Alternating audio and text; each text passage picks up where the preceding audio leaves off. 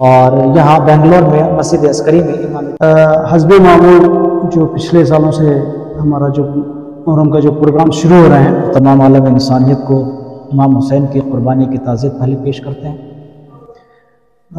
इमाम हुसैन अलैहिस्सलाम के जो इंसानियत का पैगाम है, लड़ाई असल में इस्लाम को बचाने की, दीन को बचाने की, इंसानियत को बचाने की और समाज को जुल्म से बचाने की। करबला के अंदर जो शहीद हुए उनकी याद में जो है हम लोग ये मुहर्रम मनाते हैं। घुटनियों के बल में तेरी लाश तक आई हुसैन, आज भी ज़ैनब की आंखें फिर किसी मुश्किल में गिर कर मैं घबराई हुसैन, आज भी अस्सलाम वालेकुम, बिस्मिल्लाहिर्रहमानिर्रहीम। हस्बे मामूल जो पिछले सालों से हमारा जो मुहर्रम का जो प्रोग्राम शुरू हो रहे हैं, इमाम हुसैन अलैहिस्सलाम के जो इंसानियत का पैगाम है, सारी दुनिया रहने तक, क़यामत तक जो है एक इंसानियत का पैगाम दे के अपने पूरे ख़ानदान में जो है करबला के अंदर जो शहीद हुए उनकी याद में जो है हम लोग ये मुहर्रम मनाते हैं। इंशाअल्लाह इस साल भी जो है अंजुमन इमामिया की जानिब से बेंगलोर में हम लोग जो है मजलिस का इंतज़ाम किए हैं। हर दिन जो है शाम में 7:45 को मौलाना मेंबर पे जाएंगे, 9 बजे मजलिस ख़त्म होएगी और उसके बाद जो है जुलूस रहेंगे। जुलूस में जो है आशुरा का मेन जुलूस रहेगा, यहाँ से लेके बड़े घर से इमाम बाड़ा अस्करी से लेके आराम गाह शिया क़ब्रिस्तान तक जो है वहाँ तक पहुँचेगा। और पुलिस से भी इंशाअल्लाह सारे परमिशंस हम लोग ले लेंगे, मिल जाएंगे इंशाअल्लाह। इंशाअल्लाह इस बार जो है हम सारे जुलूस निकालेंगे जो हस्बे मामूल जो कम से कम 150 साल से जो है हम लोग ख़दीम करते आ रहे हैं। इंशाअल्लाह इस साल भी जो है हम जुलूस करते रहेंगे, करते आएंगे। इंशाअल्लाह हमें पुलिस से परमिशन भी मिल जाएगा, ऐसी कोई दिक्कत नहीं है। वो भी हमारे साथ हर इसमें जो है हमारे से कोऑपरेट कर रहे हैं। इंशाअल्लाह हम इसी तरीके से ये मुहर्रम का जो है सिलसिला जारी रहेंगे। सिर्फ यहीं पर नहीं, सारे कर्नाटका पर भी जहाँ पर भी जो है ये इंतज़ामात हैं वहाँ पर भी जो है पुलिस से परमिशन मिल चुका, ऑलमोस्ट मिल चुका है, कोई प्रॉब्लम नहीं है। जैसे दूसरे स्टेट्स में जो कुछ यूपी में उधर इधर कंडीशंस है, यहाँ पर कोई कंडीशंस नहीं है।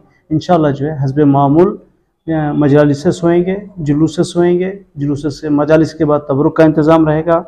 इंशाअल्लाह कोई रकम का यहाँ पर प्रॉब्लम नहीं रहेगा इंशाअल्लाह। हमारे पास क्या है, ये मीडिया कंटिन्यू जो है 2-3 मीडिया हैं जो मजालिस जो है कवर करते हैं। ख़वातीन तक जो है वो पूरा प्रोग्राम नष्ट होता है, लाइव होता है, वो 2 लोग देख सकते हैं। ये नॉट ओनली बेंगलोर के अंदर, इवन जो फॉरेन में भी जो बैठ के रहते हैं वो लोग भी जो है इसको लाइव देख सकते हैं। इस तरीके का हमारा पूरा इंतज़ाम है। और बाकायदा लेडीज़ के लिए भी जो है सेपरेट अरेंजमेंट है, उनके लिए भी तबरुक है। लेडीज़ के अलग मजलिस होंगे, 4 बजे मजलिस उनके शुरू होते हैं, 6 बजे उनकी मजलिस ख़त्म हो जाती है। हर जगह जो है गम का एक माहौल रहेगा, सब सियाह कपड़े पहनेंगे।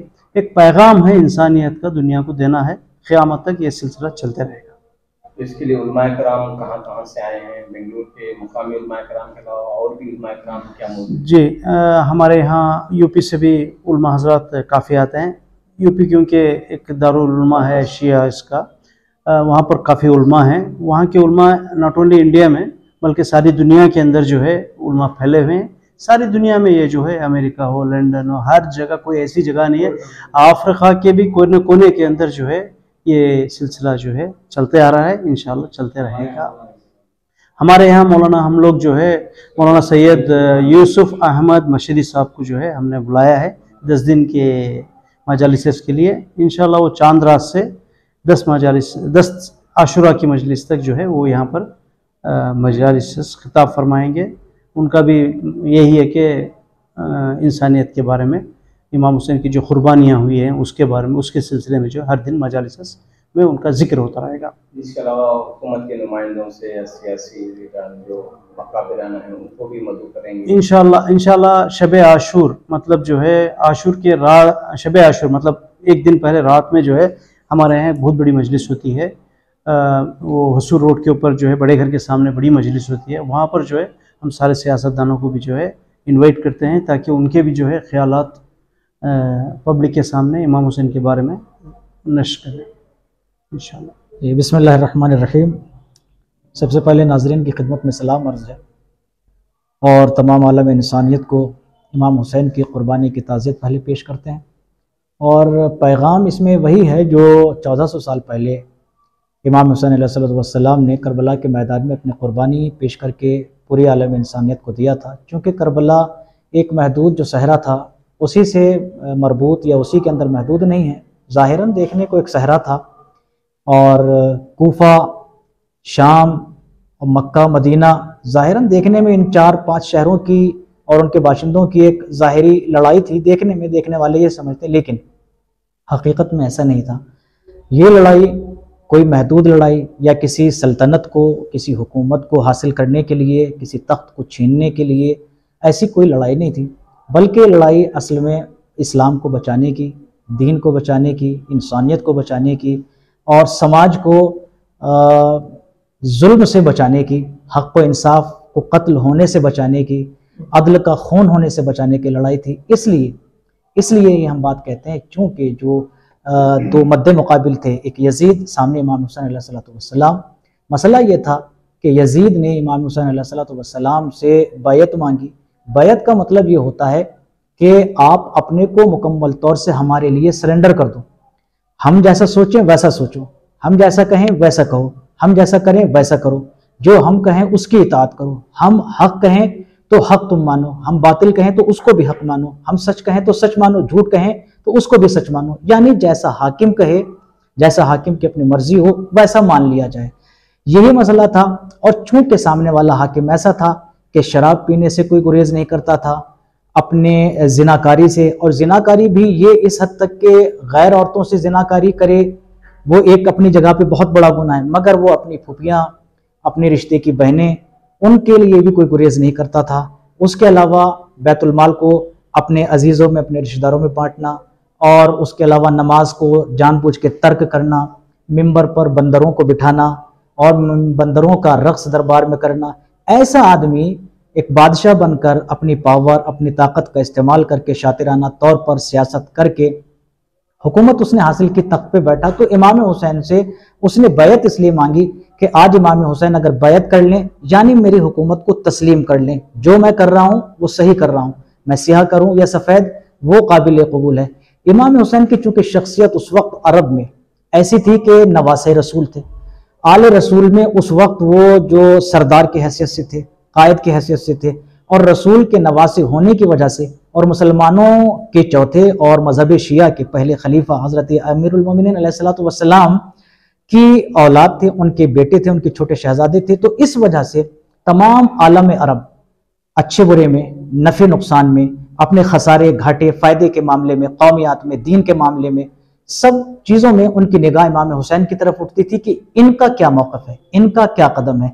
इमाम हुसैन अलैहिस्सलाम की ज़ात को मेयार पूरा अरब समझता था, जैसा ये कर देंगे वैसा हक होगा। तो यजीद ने सबसे ज़्यादा कोशिश इमाम हुसैन से बैत लेने की इसलिए की कि अगर आज हुसैन मेरी हुकूमत को तस्लीम कर लेते हैं और मान लेते हैं, बैत कर लेते हैं, तो पूरा अरब बग़ैर किसी चूनो चरा के, बग़ैर किसी कोशिश के, बग़ैर किसी ज़्यादा जहमत उठाए हुए वो मेरी निगरानी में आ जाएगा, मेरे ज़ेर सल्तनत आ जाएगा, मेरी हुकूमत में आ जाएगा। फिर मुझे कुछ नहीं करना होगा और मैं जो है हुकूमत कर सकूँगा। हुकूमत करता कोई मुश्किल नहीं थी, सल्तनत चलाता कोई मुश्किल नहीं थी। मुश्किल ये थी कि अपनी सल्तनत को वो इस्लाम का नाम देना चाहता था, अपनी सल्तनत को दीन का नाम देना चाहता था कि ये जो मैं कदम उठा रहा हूँ सब इस्लामिक है, मैं खलीफा इस्लाम हूँ, मैं खलीफतुल मुस्लिमीन हूँ, मैं खलीफा रसूल हूँ। वो ये करके अपने हुकूमत को इस्लाम का नाम देना चाहता था। उस दिन अगर इमाम हुसैन बैत कर लेते तो इस्लाम भी मिट गया होता, दीन मिट गया होता, कुरान के कोई माना ना होते। ये तो इस्लाम से मुताल्लिक चीज़ें हैं, लेकिन इस्लाम से बाहर निकल के चूँकि हर तरह का जुल्म यजीद के यहाँ था, उसका मतलब ये था कि हुसैन ने अगर इकरार कर लिया तो हर जुल्म मेरा वो इंसाफ में बदल जाएगा। तो फिर पूरी आलम इंसानियत उसके चपेट में आ रही थी। ग्लोबल एक परेशानी, एक प्रॉब्लम खड़ी हो जाती कि पूरी दुनिया में कहीं भी फिर इंसाफ होता तो कत्ल हो जाता, अदालत कत्ल हो गई होती, न कहीं पे अदल का नाम होता, न कहीं पे सच का नाम होता, न कहीं पे किसी की हमदर्दी का नाम होता, न किसी की खैरखाही का नाम होता। कहीं पे कुछ ऐसी चीज के जो इंसानियत के लिए जरूरी होती हैं, जो इंसानियत की बका में, इंसानियत की को स्टेबल करने में, इंसानियत को मजबूत करने में जो चीजें कारफरमा होती हैं, अदालत है, इंसाफ है, सच बोलना है, और ये सारी चीजें जो हैं ये सब खत्म हो गई होती। सिर्फ जुल्म ही जुल्म होता, झूठी झूठ होता और बेईमानी ही बेईमानी होती।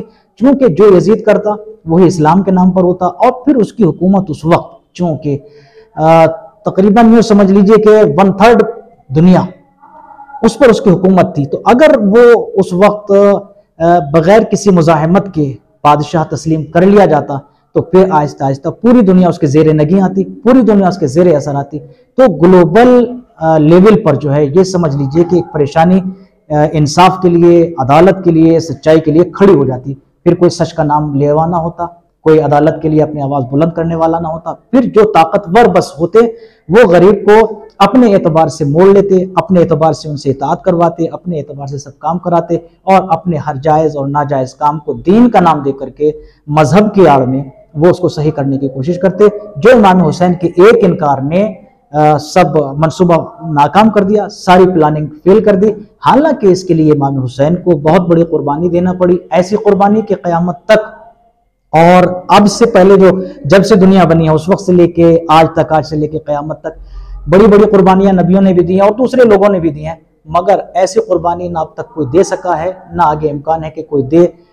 कोई इतना बड़ा जिगर अपने सीने में नहीं रखता कि वो अपने 6 महीने के बच्चे को सिर्फ इस बात के लिए कि सामने जालिम है, वो हमसे गलत बात कहलवाना चाहता है, और शर्त यह है कि या तो हमारी बात पर गलत बात को, हमारी जो गलत बात है उसको सही मानो और हमारी गलत बात पे लब्बैक कहो, वरना तुम्हारे घर को, तुम्हारे खानवादे को, तुम्हारे अजीज और अकरबा सबको मार दिया जाएगा, सबको लूट लिया जाएगा।